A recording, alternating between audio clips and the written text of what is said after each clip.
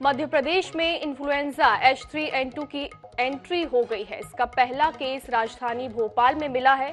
गुरुवार को युवक की रिपोर्ट H3N2 पॉजिटिव मिली है। स्वास्थ्य आयुक्त ने इस संबंध में सभी जिलों के CMHO और सिविल सर्जन को एडवाइजरी जारी की है। इसके अलावा भोपाल, ग्वालियर और जबलपुर में इसकी जांच की जाएगी।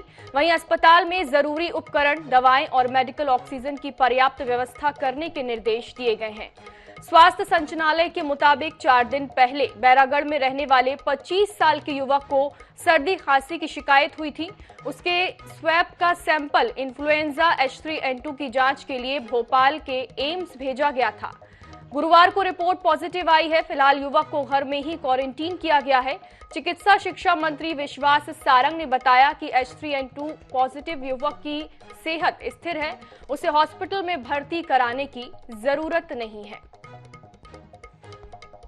तो H3N2 इन्फ्लुएंजा संक्रमण को लेकर स्वास्थ्य विभाग का अमला सतर्क हो गया है। भोपाल में संक्रमित मरीज मिलने के बाद जबलपुर संभाग में भी अलर्ट जारी किया गया है।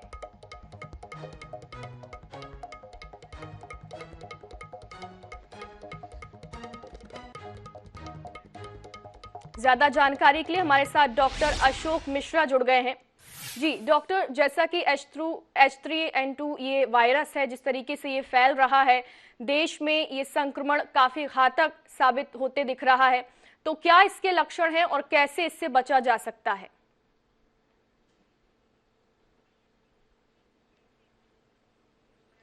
ये भी देखिए, बहुत अच्छा सवाल किया है आपने। ये इन्फ्लुएंजा का एक प्रकार है। पहले H1N1 जो इन्फ्लुएंजा होता था, उसी का H2N3 एक सब टाइप है और ये थोड़ा गंभीर है। इसमें लॉन्ग टर्म डिसीज, इसमें काफ़ी समय तक ये खांसी जुकाम बुखार चलता है, हाई फीवर आता है, लेकिन इसमें घबराने की कोई ज़रूरत नहीं है। शासन की तरफ से सारी व्यवस्थाएं की गई हैं, चिकित्सकों को इसकी जानकारी है, चिकित्सक पूरा इलाज करने में सक्षम है, इसका रोकथाम में भी सक्षम है, इसलिए घबराने की कोई जरूरत नहीं है। पैनिक नहीं करें, सावधान और सतर्क रहें। जी डॉक्टर, एक सवाल है, जैसे कि कोविड की वैक्सीन जिन लोगों ने लगा ली है, उन पर भी ये वायरस क्या उतना ही घातक होगा जितना आम लोगों पर हो सकता है?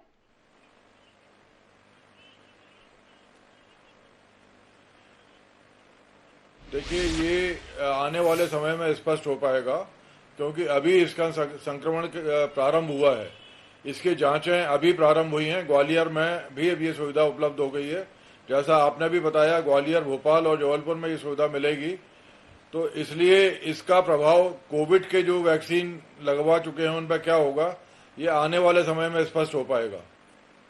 जी डॉक्टर, जी अभी इस संबंध में कुछ भी कहना मैं उचित नहीं समझता। जी, लेकिन सावधानी अगर रखें हम, जो बचाव के तरीके हैं वो उसी तरीके हैं जैसे कोविड में होते थे।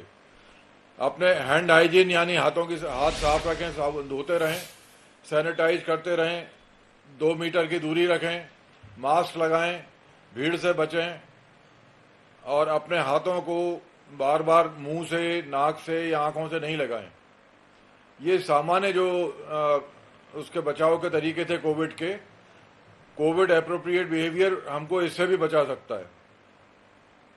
जी डॉक्टर, जिस तरीके से कोविड में लोगों को क्वारंटीन रहने की सलाह दी जाती है, तो क्या उस तरीके से ये जो इन्फ्लुएंजा है उसमें भी इसी तरीके से क्वारंटीन रहना जरूरी है?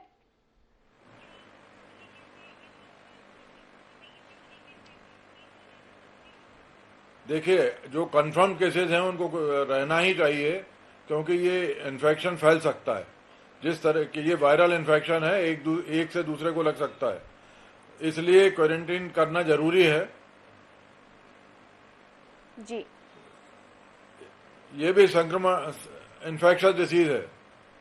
जिस तरह से कोविड था उसी तरह से संक्रमण इसका फैलता है, इसलिए क्वारंटीन रखना जरूरी है। जी, तो क्या इसका इलाज घर पर रहकर भी संभव है? जो पेशेंट हैं उनको आइसोलेशन में, अगर सीवियर डिसीज नहीं है, निमोनिया नहीं बन रहा है, मरीज को ऑक्सीजन कंसंट्रेशन इसमें चेक करना चाहिए। अगर वो ठीक चल रहा है SpO2 ठीक चल रहा है तो घर पर रह के इलाज किया जा सकता है।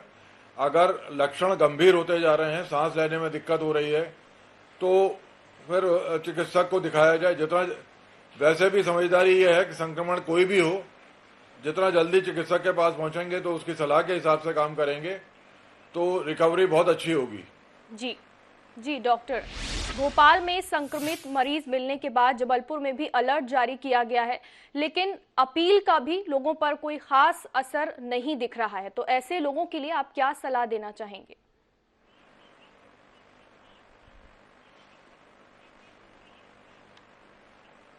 देखिए, ये इसमें जिस तरह से कोविड में जन जागरण किया गया था, मीडिया इसमें बहुत अहम रोल निभा सकता है। मीडिया को इस संबंध में जागरूकता फैलानी चाहिए। जो प्रिंट मीडिया है, टीवी वाला जो मीडिया है, इन सभी को इस संबंध में नागरिकों को जागरूक करना चाहिए।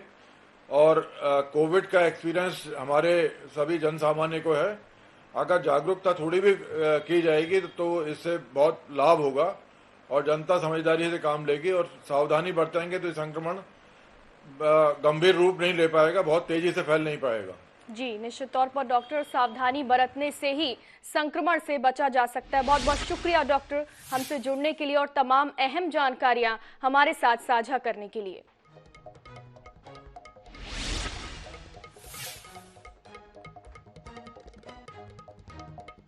तो भोपाल में संक्रमित मरीज मिलने के बाद जबलपुर संभाग में भी अलर्ट जारी किया गया है। जबलपुर संभाग के 8 जिलों में संदिग्ध मरीजों का टेस्ट कराने के निर्देश दिए गए हैं और संदेह होने पर ऐसे मरीजों का सैंपल लेने के भी निर्देश दिए गए हैं। जैसा कि डॉक्टर अशोक मिश्रा से हमने बातचीत की, उन्होंने बताया कि सावधानी बरतने से ही इस संक्रमण से बचा जा सकता है। तो जिस तरीके से कोविड के लिए गाइडलाइन जारी की गई थी और कहा गया था कि सावधानी बरतें और संक्रमण से उसी तरीके से निजात पाई जा सकती है, ठीक उसी तरह इन्फ्लुएंजा भी है। और डॉक्टर का ये भी कहना है कि ये इससे डरने के बजाय इससे सावधानी बरती जाए। देखिए, जबलपुर में टेस्टिंग की फैसिलिटी अपन लोगों ने केवल ICMR को निर्देश है टेस्ट करने के, और उसमें भी सरकार ने कैटेगरी डिसाइड की है कि किन परिस्थितियों में व्यक्ति का या पीड़ित व्यक्ति का H3N2 टेस्ट कराना है। जो सामान्य सर्दी खांसी है उसमें केवल उनको ट्रीटमेंट या इलाज देना है। यदि सर्दी खांसी और तेज बुखार है तो कोविड टेस्ट की सलाह दी जाती है, और यदि सांस लेने में तकलीफ है, गले में ज़्यादा तकलीफ है, तो उसी परिस्थिति में H3N2 के परीक्षण की कहना चाहिए एडवाइस करते हैं डॉक्टर।